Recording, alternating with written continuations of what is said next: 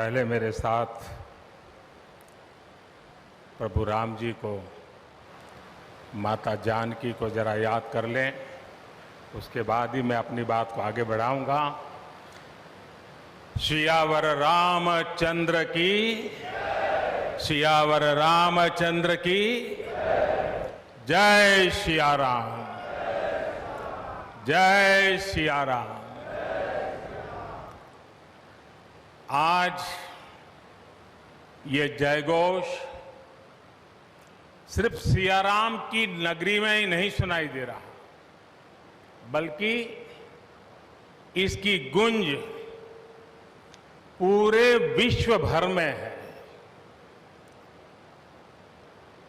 सभी देशवासियों को और विश्व भर में फैले करोड़ों करोड़ों भारत भक्तों को, राम भक्तों को आज के इस पवित्र अवसर पर कोटि कोटि बधाई।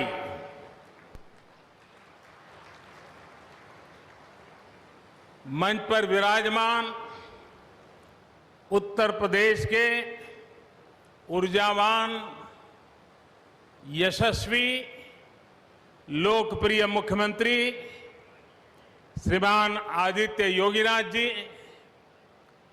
यूपी की गवर्नर बहन आनंदीबेन पटेल जी,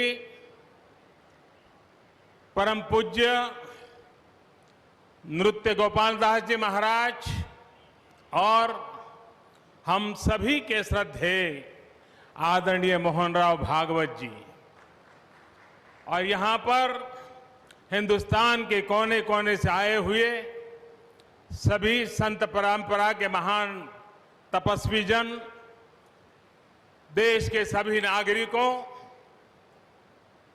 ये मेरा सौभाग्य है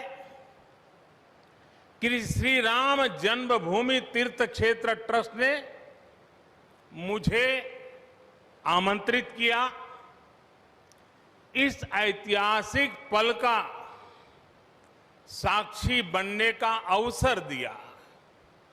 मैं इसके लिए हृदयपूर्वक श्री राम जन्मभूमि तीर्थ क्षेत्र ट्रस्ट का आभार व्यक्त करता हूं।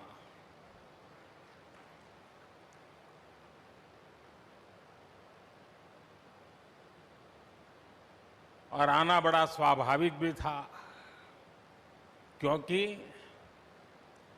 राम काज किनु बिनु मोहि कहां विश्राम।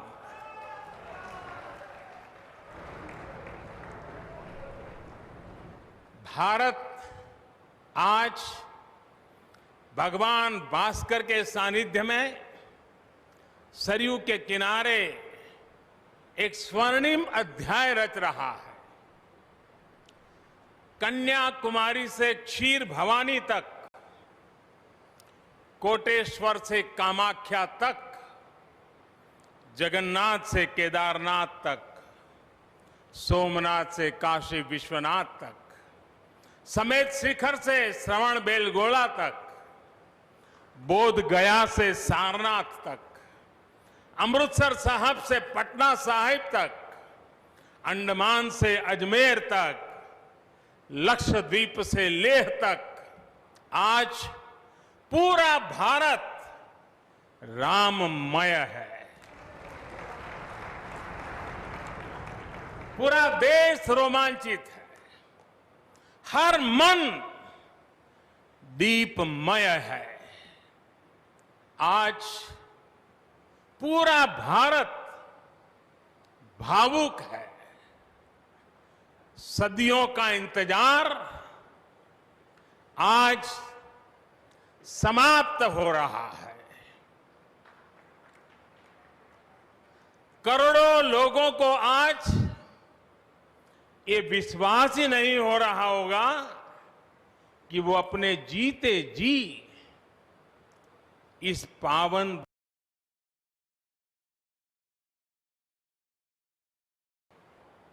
बरसों से टाट और टेंट के नीचे रहे हमारे रामलला के लिए अब एक भव्य मंदिर का निर्माण होगा। टूटना और फिर उठ खड़ा होना सदियों से चल रहे इस व्यतिक्रम से राम जन्मभूमि आज मुक्त हुई है। मेरे साथ एक बार फिर बोलिए, जय सिया राम, जय सिया राम। साथियों,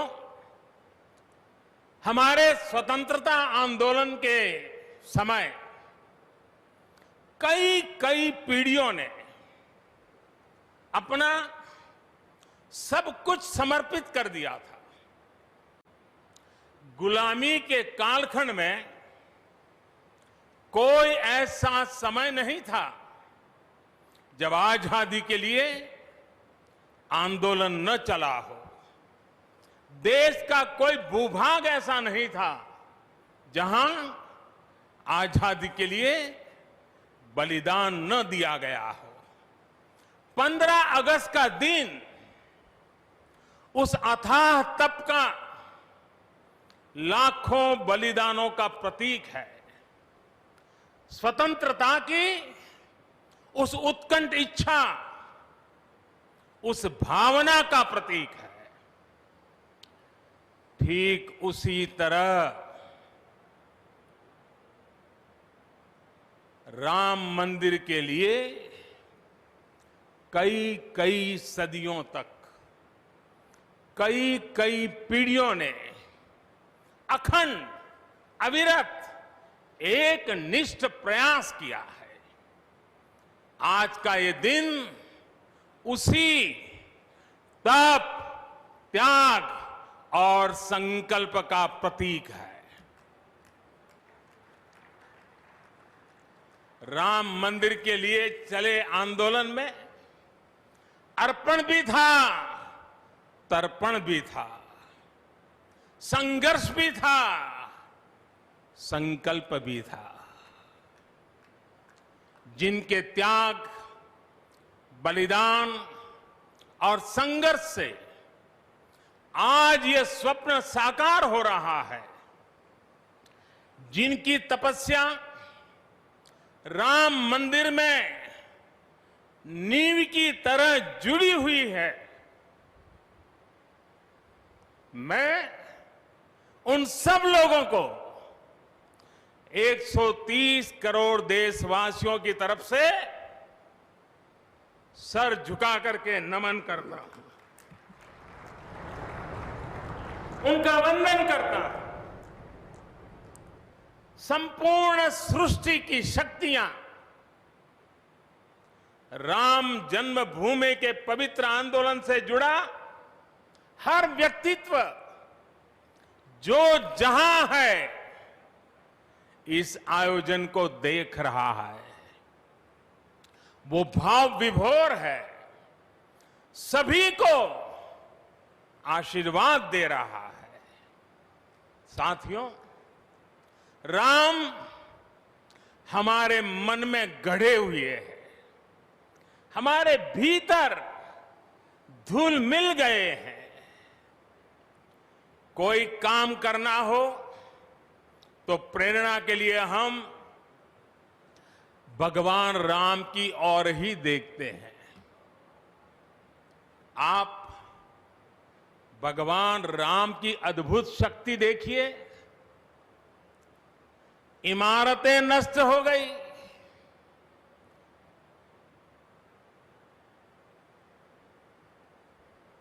क्या कुछ नहीं हुआ? अस्तित्व मिटाने का हर कोई प्रयास हुआ, बहुत हुआ, लेकिन राम आज भी हमारे मन में बसे हैं, हमारी संस्कृति के आधार है। श्री राम भारत की मर्यादा है। श्री राम मर्यादा पुरुषोत्तम है। इसी आलोक में अयोध्या में राम जन्मभूमि पर श्री राम के इस भव्य दिव्य मंदिर के लिए आज भूमि पूजन हुआ है। यहां आने से पहले मैंने हनुमानगढ़ी का दर्शन किया। राम के सब काम हनुमान ही तो करते हैं।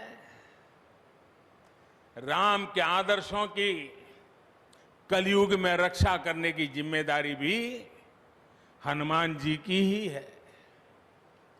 हनुमान जी के आशीर्वाद से श्री राम मंदिर भूमि पूजन का आयोजन शुरू हुआ है। साथियों, श्री राम का मंदिर हमारी संस्कृति का आधुनिक प्रतीक बनेगा। और मैं जानबूझकर के आधुनिक शब्द का प्रयोग कर रहा हूं। हमारी शाश्वत आस्था का प्रतीक बनेगा। हमारी राष्ट्रीय भावना का प्रतीक बनेगा। और यह मंदिर करोड़ों करोड़ लोगों की सामूहिक संकल्प शक्ति का भी प्रतीक बनेगा। यह मंदिर आने वाली पीढ़ियों को आस्था, श्रद्धा और संकल्प की प्रेरणा देता रहेगा। इस मंदिर के बनने के बाद अयोध्या की सिर्फ भव्यता ही नहीं बढ़ेगी, इस क्षेत्र का पूरा अर्थतंत्र भी बदल जाएगा। यहां हर क्षेत्र में नए अवसर बनेंगे।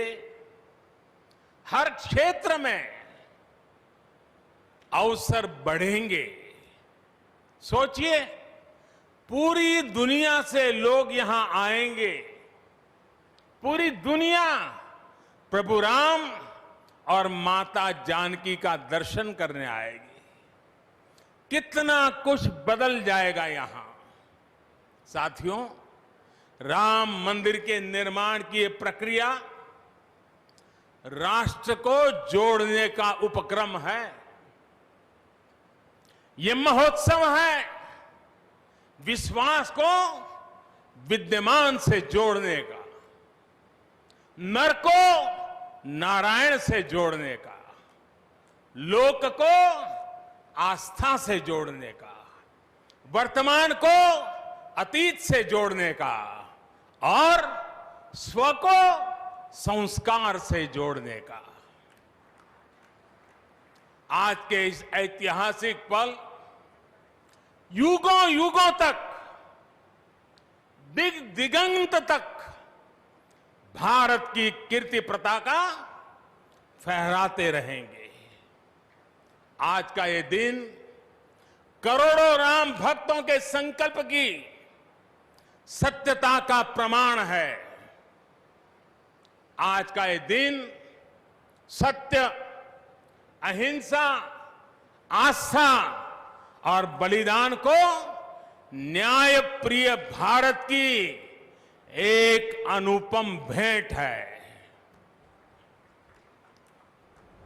कोरोना से बनी स्थितियों के कारण भूमि पूजन का ये कार्यक्रम अनेक मर्यादाओं के बीच हो रहा है।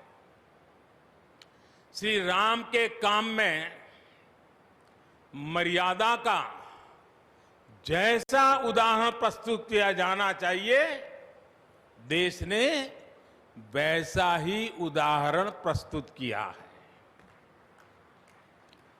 इसी मर्यादा का अनुभव हमने तब भी किया था जब माननीय सर्वोच्च न्यायालय ने अपना ऐतिहासिक फैसला सुनाया था। हमने तब भी देखा था कि कैसे सभी देशवासियों ने शांति के साथ सभी की भावनाओं का ध्यान रखते हुए व्यवहार किया था। आज भी हम हर तरफ वही मर्यादा देख रहे हैं। साथियों, इस मंदिर के साथ सिर्फ नया इतिहास ही नहीं रचा जा रहा, बल्कि इतिहास खुद को दोहरा भी रहा है। जिस तरह गिलहरी से लेकर वानर और केवट से लेकर वनवासी बंधुओं को भगवान राम के विजय का माध्यम बनने का सौभाग्य मिला, जिस तरह छोटे छोटे ग्वालों ने भगवान श्री कृष्ण द्वारा गोवर्धन पर्वत उठाने में बड़ी भूमिका निभाई, जिस तरह मावड़े छत्रपति वीर शिवाजी की स्वराज स्थापना के निमित्त बने, जिस तरह गरीब पिछड़े विदेशी आक्रांताओं के साथ लड़ाई में महाराजा सुहेल देव के संबल बने, जिस तरह दलितों, पिछड़ों, आदिवासियों, समाज के हर वर्ग ने आजादी की लड़ाई में गांधी जी को सहयोग दिया, उसी तरह आज देश भर के लोगों के सहयोग से राम मंदिर निर्माण का ये पुण्य कार्य प्रारंभ हुआ है। हम जानते हैं, जैसे पत्थरों पर श्री राम लिखकर, पत्थरों पर श्री राम लिखकर राम सेतु बनाया गया, वैसे ही घर घर से, गांव गांव से श्रद्धापूर्वक पूजी शिलाएं यहां ऊर्जा का स्रोत बन गई है। देश भर के धामों और मंदिरों से लाई गई मिट्टी और नदियों का पवित्र जल वहां के लोगों की, वहां की संस्कृति और वहां की भावनाएं आज यहां की एक अमोघ शक्ति बन गई है। वाकई वाकई ये न भूतो न भविष्यति है।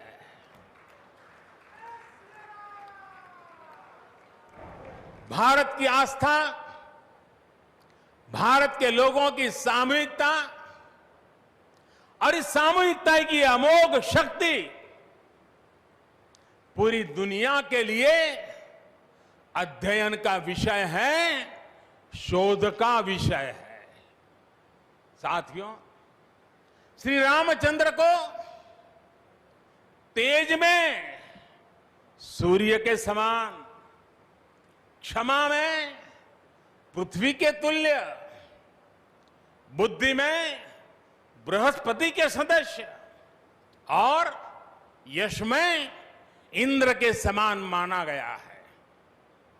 श्री राम का चरित्र सबसे अधिक जिस केंद्र बिंदु पर घूमता है वो है सत्य पर अड़िग रहना। इसलिए ही श्री राम संपूर्ण है, इसलिए ही वो हजारों वर्षों से भारत के लिए प्रकाश स्तंभ बने हुए हैं। श्री राम ने सामाजिक समरसता को अपने शासन की आधारशिला बनाया था। उन्होंने गुरु वशिष्ठ से ज्ञान, केवट से प्रेम, सबरी से मातृत्व, हनुमान जी एवं वनवासी बंधुओं से सहयोग और प्रजा से विश्वास प्राप्त किया। यहां तक कि एक गिलहरी की महत्ता को भी उन्होंने सहर्ष स्वीकार किया। उनका अद्भुत व्यक्तित्व, उनकी वीरता, उनकी उदारता, उनकी सत्यनिष्ठा, उनकी निर्भीकता, उनका धैर्य, उनकी दृढ़ता, उनकी दार्शनिक दृष्टि युगों युगों तक प्रेरित करते रहेंगे। राम प्रजा से एक समान प्रेम करते हैं, लेकिन गरीबों और दीन दुखियों पर उनकी विशेष कृपा रहती है। और इसीलिए तो माता सीता राम जी के लिए कहती हैं, दीन दयाल बिरिदु संभारी, यानी जो दीन है, जो दुखी हैं, उनकी बिगड़ी बनाने वाले श्री राम है। साथियों, जीवन का ऐसा कोई पहलू नहीं है जहां हमारे राम प्रेरणा न देते हो। भारत की ऐसी कोई भावना नहीं है जिसमें प्रभु राम झलकते न हो। भारत की आस्था में राम है, भारत के आदर्शों में राम है, भारत की दिव्यता में राम है, भारत के दर्शन में राम है। हजारों साल पहले वाल्मीकि रामायण, जो राम प्राचीन भारत का प्रदर्शन कर रहे थे, जो राम मध्य युग में तुलसी, कबीर और नानक के जरिए भारत को बल दे रहे थे, वही राम आजादी की लड़ाई के समय बापू के भजनों में अहिंसा और सत्याग्रह के शक्ति बनकर मौजूद थे। तुलसी के राम सगुण राम है, तो नानक और कबीर के राम निर्गुण राम है। भगवान बुद्ध भी राम से जुड़े हैं, तो सदियों से ये अयोध्या नगरी जैन धर्म की आस्था का भी केंद्र रहा है। राम की यही सर्वव्यापकता भारत की विविधता में एकता का जीवन चरित्र है। तमिल में कंब रामायण, तो तेलुगु में रघुनाथ और रंगनाथ रामायण है।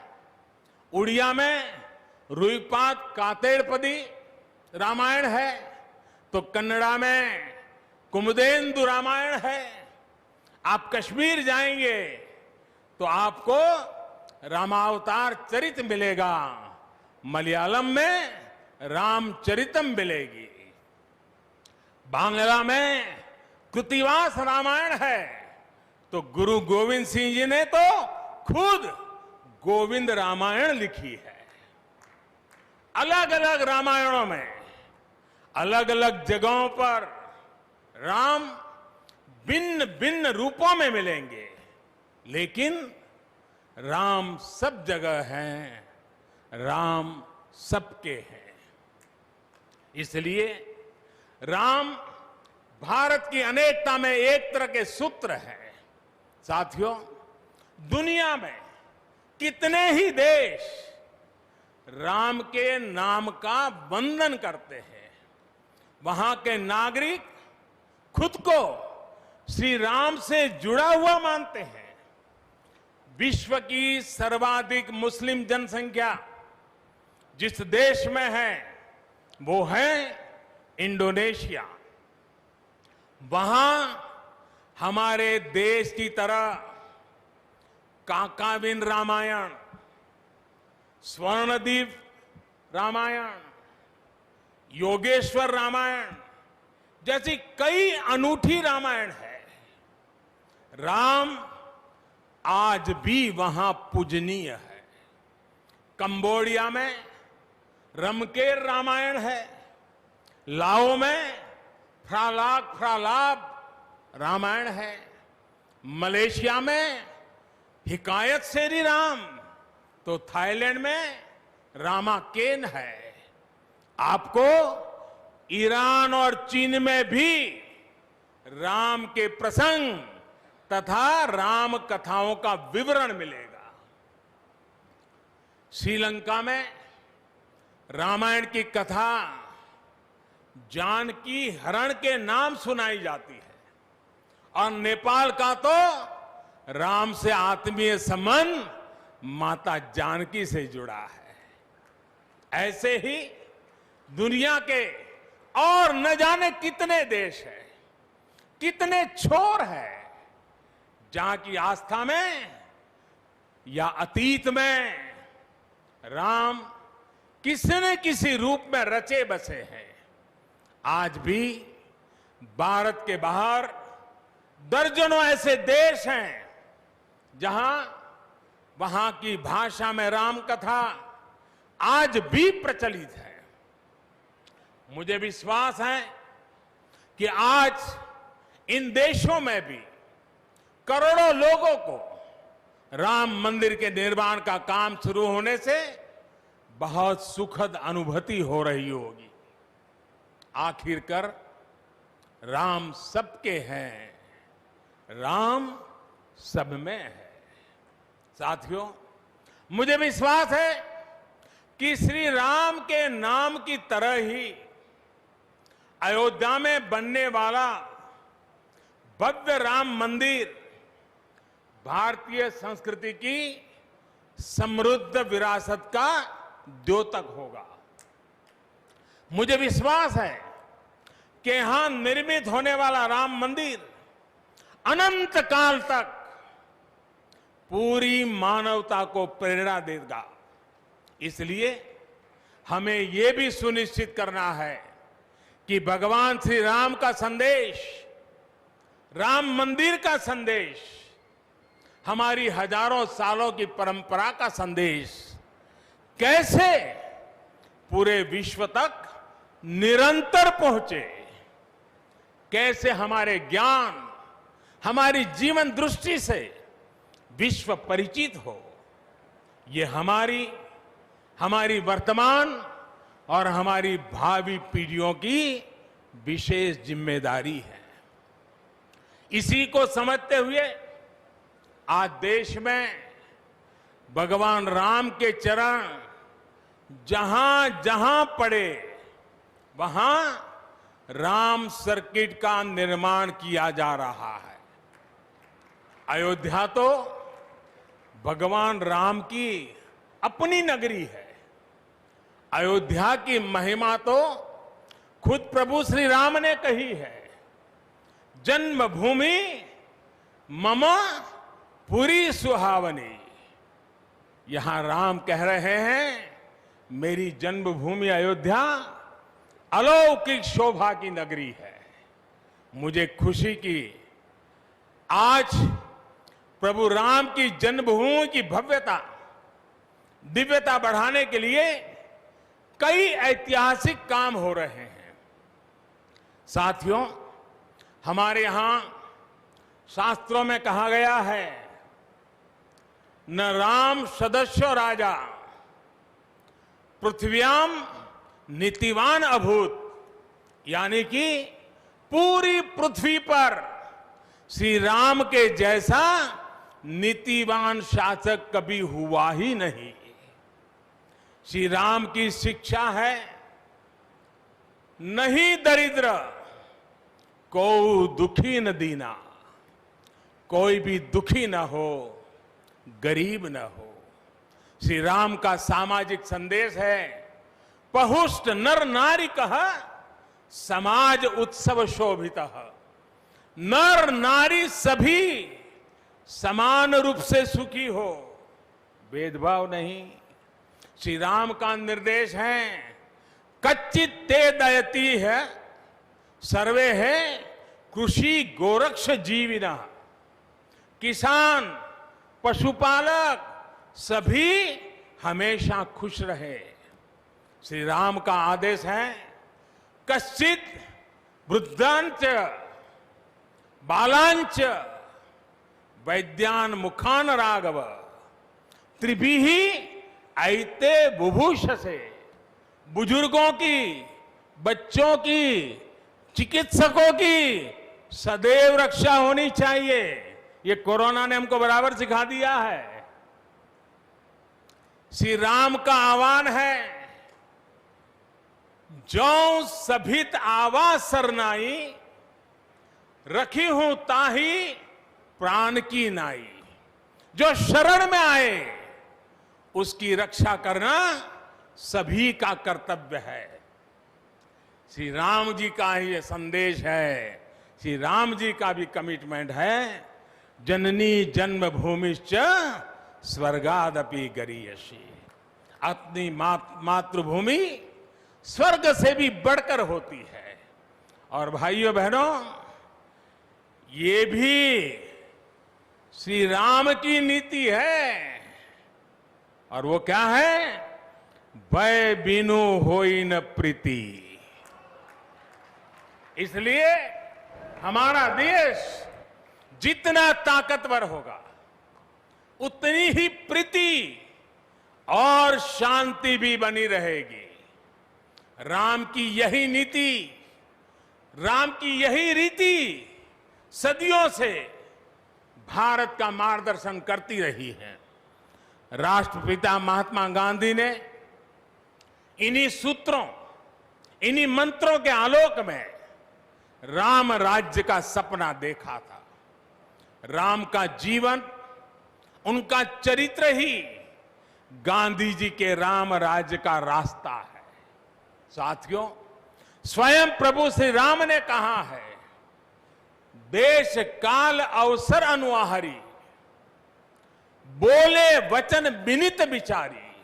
अर्थात राम समय, स्थान और परिस्थितियों के हिसाब से बोलते हैं, सोचते हैं, करते भी हैं। राम हमें समय के साथ बढ़ना सिखाते हैं, समय के साथ चलना सिखाते हैं।